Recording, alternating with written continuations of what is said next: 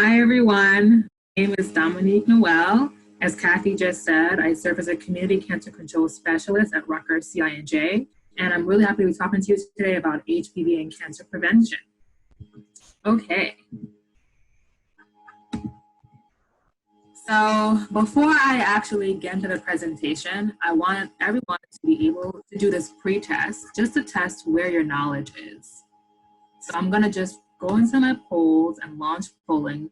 If everyone could please do this poll to see what you already know about HPV. At the end, I'm also going to have you do a post-test to see how much you've learned.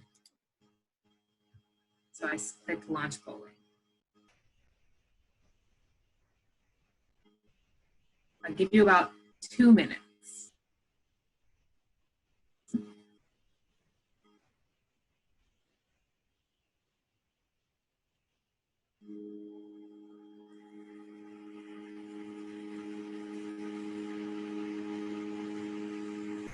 I see one person voted.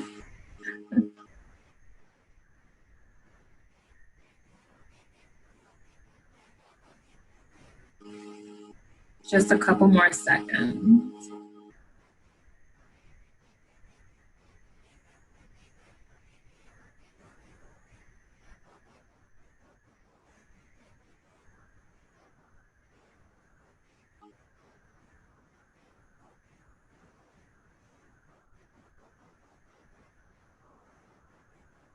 All right, I think that's all. So I'm gonna end polling.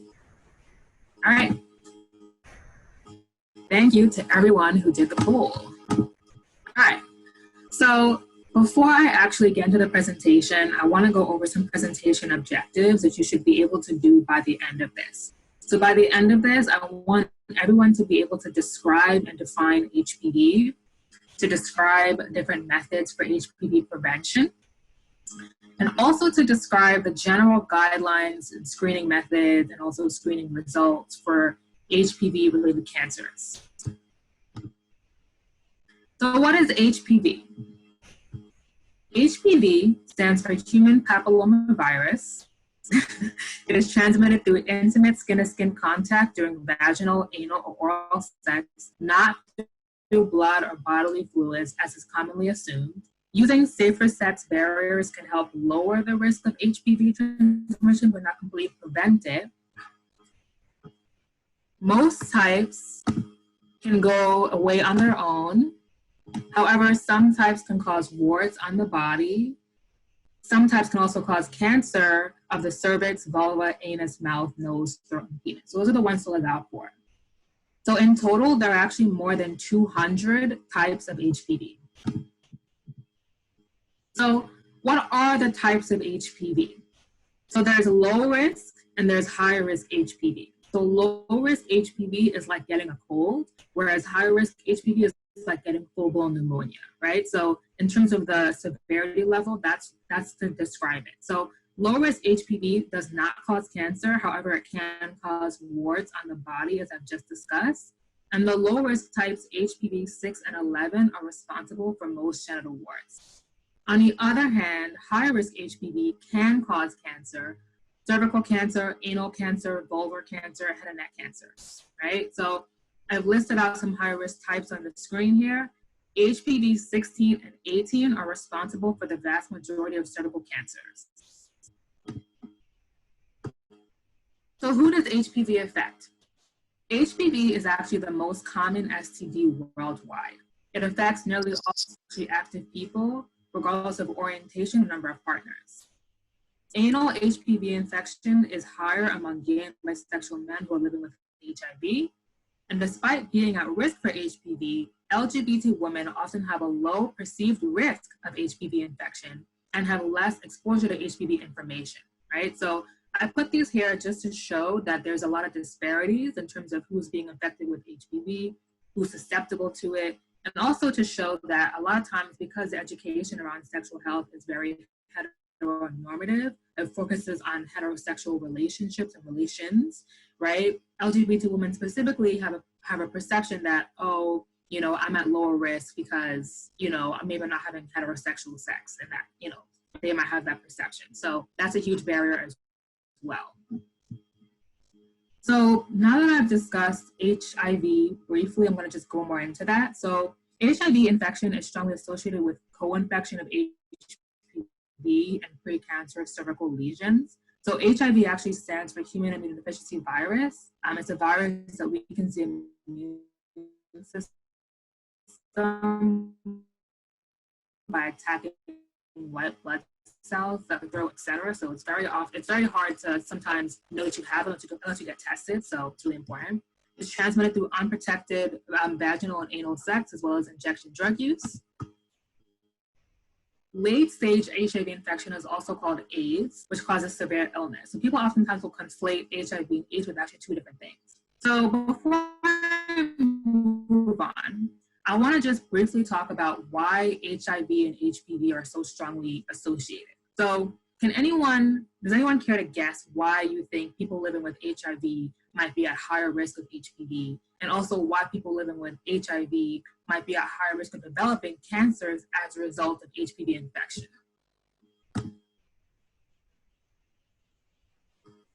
You can write in the chat box, or you can unmute yourself. So the question is, why do you think HPV and HIV are so strongly associated, and why do you think people living with HIV tend to be at higher risk of developing cancers as a result of HPV infection? If you can answer that, just take a guess. You can answer it in the chat box.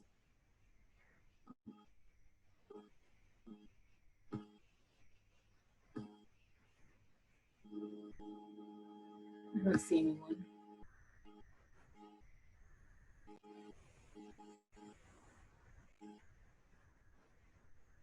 Okay, I don't see anyone writing anything in the chat box. Am I not seeing something? Okay. All right, so I'll give you the answer. So the reason is because people living with HIV have a compromised immune system, and so that puts you at high risk of being infected with HPV, and also makes it more likely for you to actually develop cancer as a result of that HPV infection. So that's the reason why, because you have a compromised immune system. And another thing is that people living with HIV nowadays are living longer, just by and large, and so age is a very big risk factor for cancer, and so that's part of the reason why HPV-related cancers are so strongly associated in this population of HIV-infected people. That's why. Okay, so what are some ways to prevent HPV? So first method, the HPV vaccine, oftentimes known as Gardasil, right? So the HPV vaccine is a cancer prevention vaccine. It protects against high risk and low risk HPV types, as I've just discussed, which can cause cancer and genital warts. Protects against these 9 types I've listed on the screen here, which are responsible for the vast majority of cancers from HPV. Who should get the HPV vaccine? It's recommended for people age 11 to 12 to get it before they become sexually active, right? So it's recommended to get 2 doses over the course of 6 to 12 months. At age 15 or over, if you're getting it a little bit later, 3 doses, not 2. And for people who have not been adequately vaccinated, so let's say in their childhood, they didn't get the doses, or they didn't know about it in their childhood, or they're trying to just figure out what they can do now that they're adults and have already been exposed to it, something called catch-up vaccinations, right? So these are approved for safety through age 45 for those who have not been adequately vaccinated prior to, right? So yes, they are less effective slightly, but they're still beneficial in preventing cancer. So they're not going to actually kill off any existing HPV types in your body, but they will help prevent you from getting cancer as a result of HPV infection. So they are still beneficial in that way.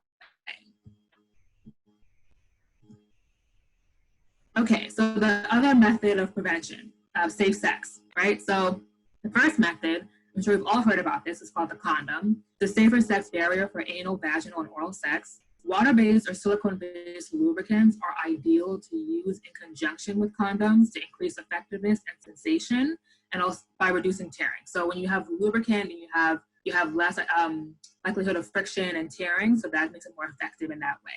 The dental dam, which I'm not sure people have heard of, is a barrier for oral sex on a vulva or an anus, right? So just like with condoms, you should be using water-based, silicone-based lubricant in conjunction with this to not only increase effectiveness, but also increase sensation. So people oftentimes will put the lubricant on the vulva itself. So the vulva is the outside part of the female anatomy. So people often call it the vagina. It's not the vagina, it's the vulva, right? So it's the outside part that you can see. So you put the lubricant over the vulva, put the dental dam over it, and then you engage in the sex act. People will oftentimes also they will take an inexpensive pair of lingerie underwear, cut out the hole in the lingerie underwear and the dental dam inside of it, so then they use it that way. So I'm gonna just go over how to use these barrier methods. I'm gonna share my screen. Share. Sorry. Share screen. There we go. Share. So as I just discussed, the dental dam, here's the first method, right? So it's a barrier method, it's a sheet that goes over the vulva for oral sex. You can also make it out of condom by taking the condom and you can roll it all the way down, cut off the tip, and then have a cylinder, cut the cylinder open and have a sheet. That's a dental dam for oral sex on a vulva or an anus. The other thing is a condom. So you take it out of the package, you pinch the tip with one hand, and you roll the condom down with the other hand, and then you use it, and then you carefully remove it by holding the base and the tip and then pulling it off of the erect penis. So it's not to just pull it off, because then that means that semen can go everywhere. You can affect your partner that way. So it's ideal to carefully take it off. And then with both of these methods, do not put it in the toilet because that can clog the toilets. Okay, so I'm gonna go back to sharing my screen.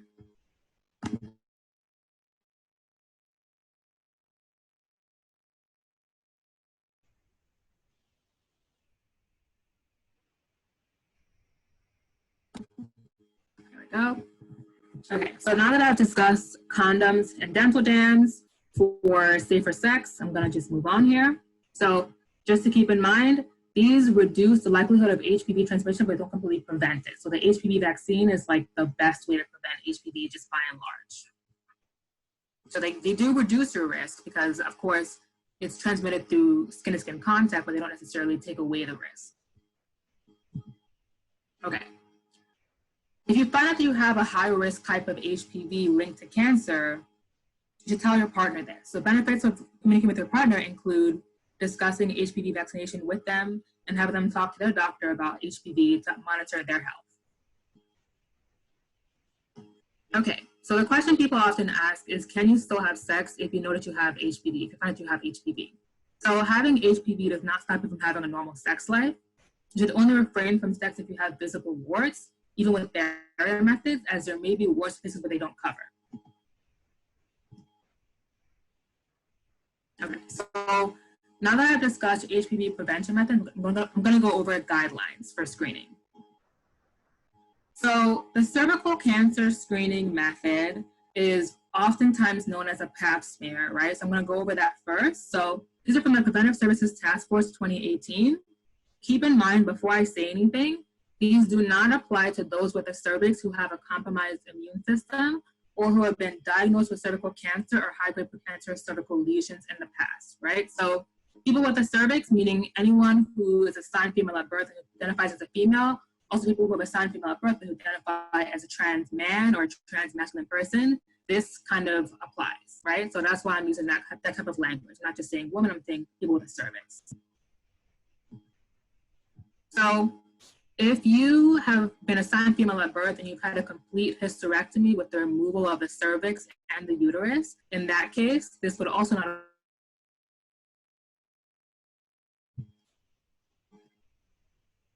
Okay, the recommended starting age for a pap smear is age 21, right? So regardless of sexual history, it's age 21.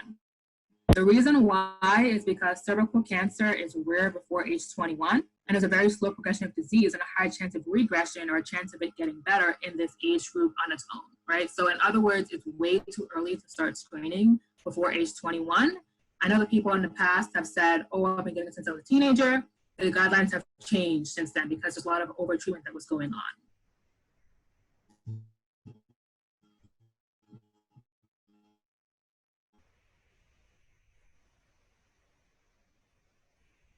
So for age 21 to 29, the recommended every 3 years. Again, 30 and 6 getting high risk HPV testing every 5 years, which I'll discuss later. Then there's a co-testing option, which I'm sure you've heard of, which is the high risk HPV and PAP co-testing every 5 years. So there's different options, but the most important thing ultimately is that regular screening is crucial for preventing cervical cancer deaths. So over the age of 65, the general recommendation is that you should not be screened anymore because because if you've had adequate screening already and you're not at high risk for cervical cancer, it's best to stop screening at that point. However, it can continue in this age group for people who don't have an adequate or known screening history, or people who are otherwise at high risk because of the history. In that case, you would continue screening. And for people, so there are some cases where people might have gotten an improvement in their cancer in their 50s, or they had precancerous lesions in their 50s. In that case, you would continue screening up for 20 years after, even if it extends past age 65, right? So there's cases where it could actually go past age 65 for screening. So screening and follow-up procedures. So as I just discussed, the cervical pap smear, or just the pap smear as it's commonly known, it's not an HPV test.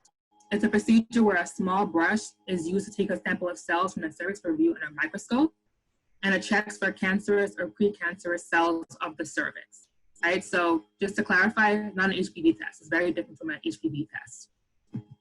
So on the other hand, the HPV test is a lab test that detects high-risk HPV types. It looks for the virus that can cause cervical cell changes, right? So the pap smear checks for the cell changes themselves, and then the HPV test checks for the virus that causes these cell changes. So people often ask me, okay, so you said that HPV can cause cervical cancer, anal cancer, head and neck cancer. So what about anal cancer screening? What about the guidelines for that? So some anal cancer screening methods might include anal pap smears and digital anal rectal exams. However, there's actually no actual guidelines, like generally used guidelines. So it's an individual case-by-case basis with anal cancer screening. So it's recommended to discuss anal cancer risks and screening with your provider if you experience rectal bleeding, pain, or growth. So people often ask me, what about hemorrhoids? So hemorrhoids they don't cause anal cancer, but oftentimes people have hemorrhoids and they think they have cancer, and then vice versa. So they can be confused sometimes because of the symptoms. So it's best to talk to a doctor if you have the symptoms. So it's recommended for certain at-risk groups to discuss it with your doctor as well. People living with HIV, as I just mentioned prior, gay and bisexual men, women with a history of HPV-16, people with a history of warts, abnormal pap smears, and people with a history of receptive anal sex. It's recommended to discuss anal cancer screening with people who fit this category. So the anal pap smear. This is Q-tip while the patient lies on their side, right? So the same idea of cervical pap smear, but just with the anus, checks for cell changes. The same with the cervical pap smear checks for cell changes as well, but it checks for the Q-tip in this case. The digital anal rectal exam is an exam where a doctor takes their lubricated gloved finger into the rectum to feel for abnormalities. And then in some cases, there might be a follow-up procedure called a colposcopy, right? It's a procedure where a magnifying instrument called a colposcope goes to the cervix, vagina, and vulva to see changes that are associated with cancer. So samples are taken to look under a microscope for signs of disease.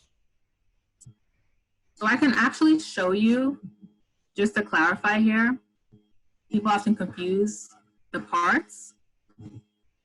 I can actually show you a diagram of what I'm talking about when I talk about the vulva versus the vagina.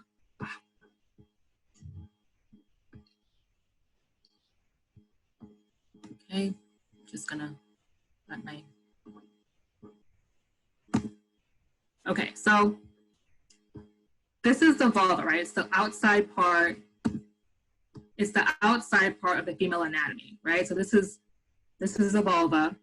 And then on the other hand, we've all been shown this diagram, which shows the vagina, right? So you have the ovaries, the fallopian tubes, the uterus, and the vagina, and here's the cervix, right? So what I just mentioned, cervical pap smear looks for the cells in the cervix right here. And the colposcopy would essentially be looking at changes in the vulva and also the cervix as well, taking samples from both those areas. So that would only be given in cases where you need a follow-up procedure because you have an abnormal pap smear, as I'll discuss later.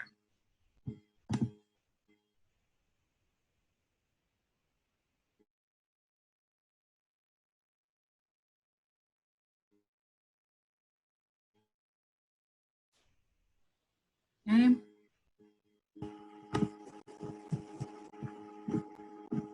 Okay. So that's the colposcopy, cervical pap smear, anal pap smear, digital rectal exam, HPV test. So now that I've discussed screening methods, I'm going to go over screening results. So the first method, the first result is the pap smear, right? So potentially this is one result you can possibly get from a pap smear, right? So it's a normal pap smear result, right? So either there's no changes found in your cervix. The next steps would be to discuss with your doctor ultimately, but come back in 3 years for regular screening. If you had a co-test as well, you would do follow-up testing if it came back positive in the co-test. So for the unclear pap smear result you can possibly get, this means that cells could or could not be abnormal due to changes like pregnancy, menopause, infection of HPV, life changes, general things like that. Testing is recommended through HPV testing to figure out what's going on there. The last result is the abnormal result. This means that changes were found on the cervix, right? So it does not mean you have cancer necessarily, but you should do follow-up testing like colposcopy, like I just discussed prior. So that's one method you can do to follow up. For the HPV test results, so I discussed earlier about if you have a high-risk HPV type, if you, like, can you still have sex? And what if you find out you have a high-risk HPV type? I also discussed code testing. So this is what I'm talking about. So the HPV test result negative is one possible result. It means you don't have an HPV type that's linked to cancer, right? So I discussed earlier low risk versus high risk HPV type. So if you don't have a type linked to cancer, it means you don't have a high risk HPV type, right? So the other potential result is a positive HPV test result. It means you do have an HPV type linked to cancer. Follow up with your doctor and determine a specific type to understand the next steps. So before I close out, I want to just talk about clinical trials. So clinical trials are studies which you may volunteer to take part in. So the HPV vaccine is actually developed using clinical trials, and it's recommended to get involved in them because they help to develop more vaccinations and more medications to help people. And for more information on clinical trials, visit our website at cinj.org. Thank you so much for listening to me talk today. If you have any questions, please let me know. Thank you.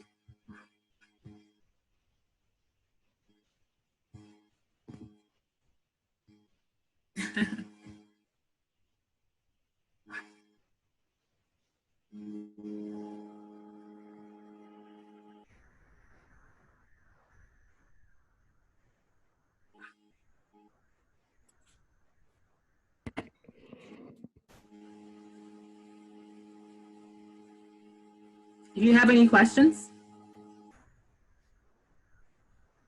Oh, I just realized something, the post-test.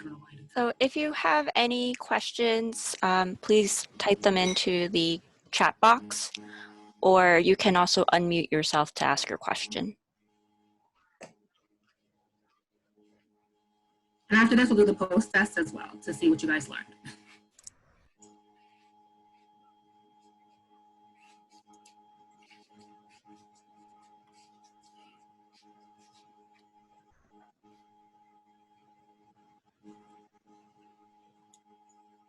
All right, 16 and 18, only high risk of cervical cancer.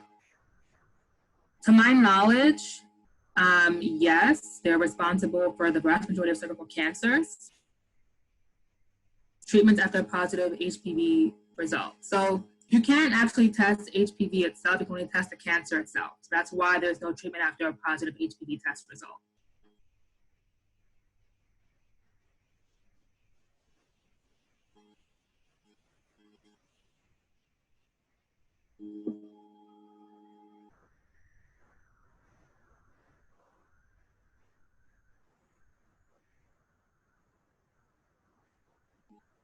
Okay. Either higher risk numbers like head and neck. So I mostly focused on anal cancer and cervical cancer in this one. The reason being is that for oral cancer screening, there's not much that we really know about a general screening method. And so I don't really know too much about the specific types that are responsible for oral cancer. There's some talk about dentists doing kind of screening during their visits with patients to see, like, checking inside their mouth and, you know, or along their neck. But in terms of specific HPV types that are responsible for oral cancer, I don't actually know too much about that.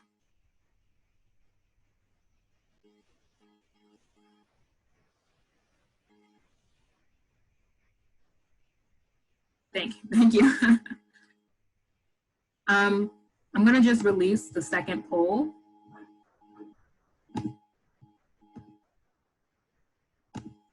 So as you're doing the post test, you can still keep asking me questions in the chat box.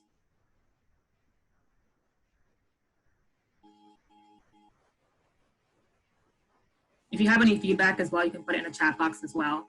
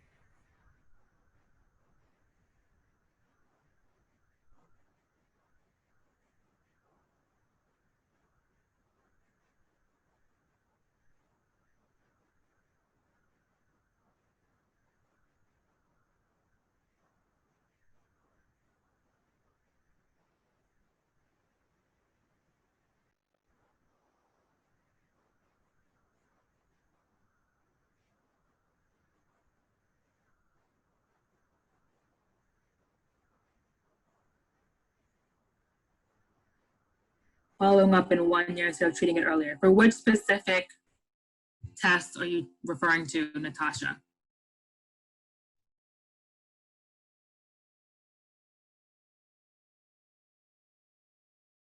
Talking about HPV testing, or?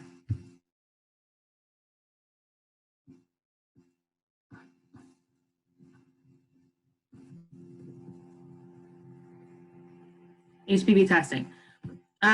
Okay, so it takes time for different things to kind of manifest in the body. So just like I said earlier, you can't actually treat HPV itself. You can only treat the cancer that forms as a result of it. So it's important to kind of give it time to see what it's going to do in the body. So that's part of the reason why the follow-up testing is 1 year later in some cases.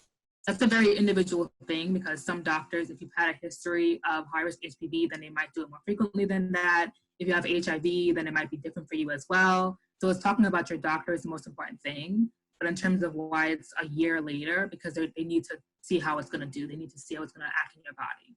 Because they can't actually, like, take a pill and, like, you know, give you a pill to, like, treat or end HPV. You can't do that.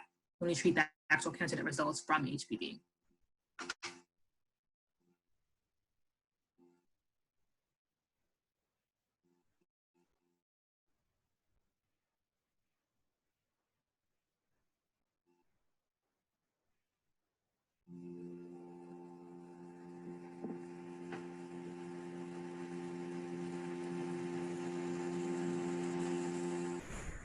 Okay, I will give it like 1 more minute to see if anyone else, because I see here 3 out of 4 voted on the poll. So I'm wondering what the other person is positive. It's positive for HPV over a period of time, but not 16 and 18, concern. So if you don't have a high-risk HPV test, high-risk HPV, then it's not as much of a concern. as like having a low risk versus high risk HPV is like very different, right? So low risk HPV means you might have genital warts, but you don't have cancer. It doesn't mean you're at high risk for cancer though. So if you want to send a question only to me, click on the everyone button and select just her. Yeah, so if you don't have high risk HPV, it's less concerning than if you have a low risk HPV. So that's to answer your question. But 16 and 18 are not the only high risk ones. There's other types, but 16 and 18 are responsible for most cervical cancers. That's why I put that in there. So talk to your doctor about if your strain of if your type of HPV that you have is high risk or low risk.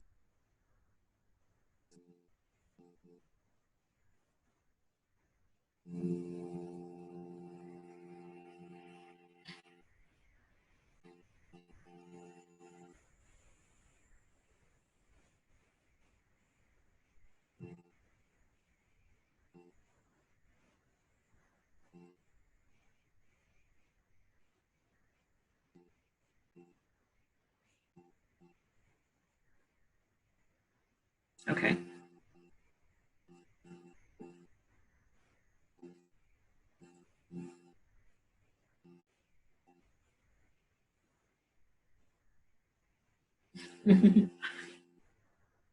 So if that one other person could do the poll, I'm seeing 3 out of 4, 75% voted. If that one other person could do the poll.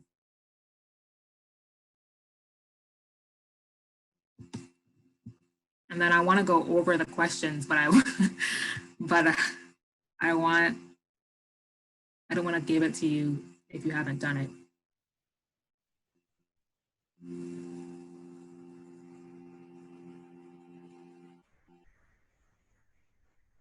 Okay. A few more seconds. Any other questions about HPV?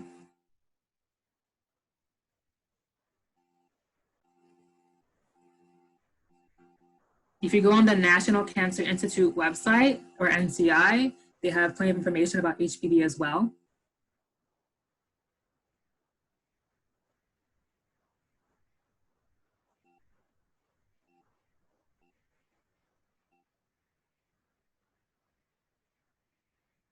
Okay, 4 out of 4 voted. Cool.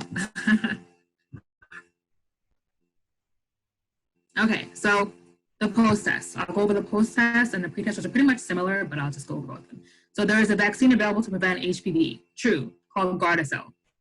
HPV stands for Human Papillomavirus. That's true.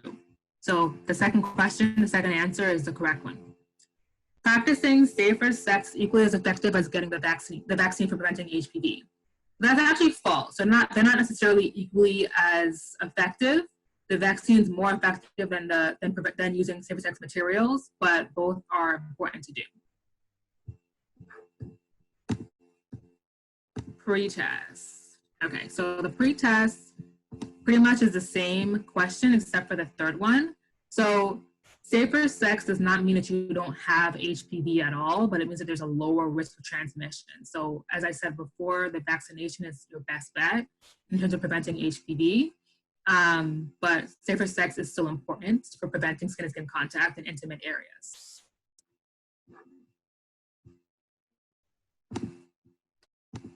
Okay, that's all I have. If there's no more questions, you guys have no more questions. If you have any feedback from the presentation itself, you can feel free to write it in the chat box.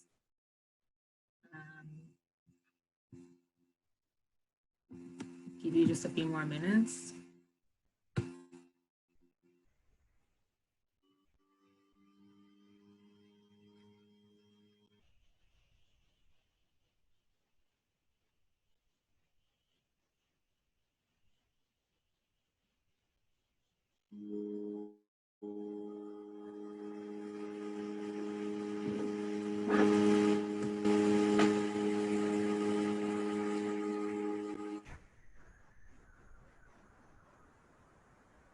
We're going to access the recording. So I believe Kathy can answer that question about where she's going to be posting it. Thank you so much for having me. So once the recording is done, I will be uploading it to YouTube. And if you registered for the program, then I will send an email. Otherwise, it will be available on our health portal just for the healthofit.org. Or you could also go to the library website and access it from there. Thank you. Thank you to everyone who attended the presentation, either via Zoom or Facebook. I appreciated you coming to my presentation. Hope you learned a lot. And thank you so much, Dominique, for speaking today. Thanks.